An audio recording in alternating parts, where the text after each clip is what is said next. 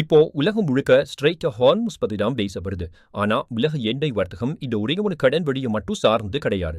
உலகின் எண்ணெய் கப்பல்கள் செல்லும் மிக முக்கியமான 7 குறுகிய கடன் வழி பாதை சோக் பாயிண்ட்ஸ் இருக்கு. அது என்னன்னு பார்க்கலாம். நமக்கு தெரியும் இந்த உலகத்துல 90% ட்ரேட் கடல் வழிப்பாதை வழியா தான் நடக்குது.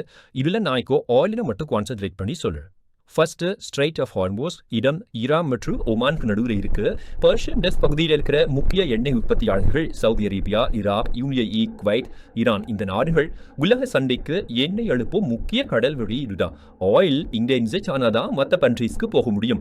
உலக எண்ணெய் கடல் வர்த்தகத்துல சுமார் 20% இந்த பாதை வழியாக தான் செல்லுது. இந்தியாவுக்கு இந்த ஸ்ட்ரெய்ட் ஆஃப் ஹார்மோஸ் ரொம்ப முக்கியம். அந்த ஸ்ட்ரெய்ட் ஆஃப் ஹார்மோஸ் பிளாக் ஆனா என்ன நடக்கும் அப்படின்றத நாங்கள் பிராக்டிக்கலா பார்த்துட்டு வரோம். செகண்ட் ஸ்ட்ரெய்ட் ஆஃப் மலாக்கா இடம் மலேசியா, இந்தோனேஷியா, சிங்கப்பூர் இந்த பகுதியில் அமைஞ்சிருக்கு.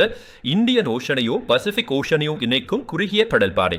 மிடில் ஈஸ்டோட எண்ணெய்லாம் சைனா, ஜப்பான், சவுத் கொரியா போன்ற ஈஸ்ட் ஏஷியா நாடுகளுக்கு செல்லும் முக்கிய கடல் வழி இதுதான்.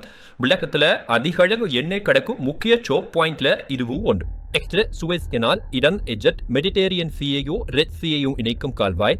மிடில் ஈஸ்ட் எண்ணெய் யூரோப் மற்றும் உலக சந்தைகளுக்கு வேகமாக செல்லக்கூடிய ஒரு முக்கியமான ஷார்ட்கட்.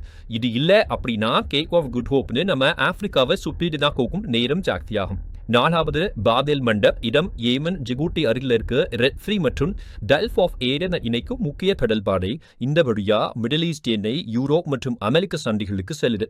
இந்த பாதை மூடப்பட்டா கப்பல்கள் நான் சொன்ன மாதிரி ஆப்பிரிக்க கண்டத்தை சுற்றி செல்ல வேண்டியிருக்கும். அதனால பயண நேரம் அதிகமாகும்.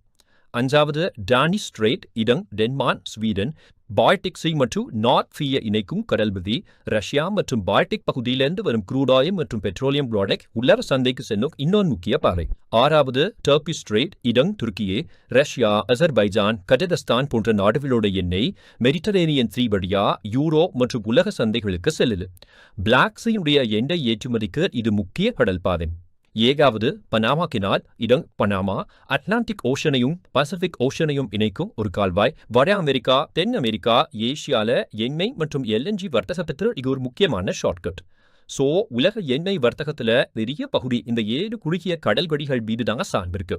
இந்த இடத்துல ஏதாவது ஒன்று பாதிக்கப்பட்டா உலகம் முழுக்க எண்ணெய் விலையும் அதை சார்ந்த பொருளாதாரமும் பாதிக்கப்பட வாய்ப்பு இருக்கு. உங்க கமெண்ட்ஸை பதிவு பண்ணுங்க. உடனே ஷேர் பண்ணுங்க. தேங்க்ஸ் ஃபார் வாட்சிங்.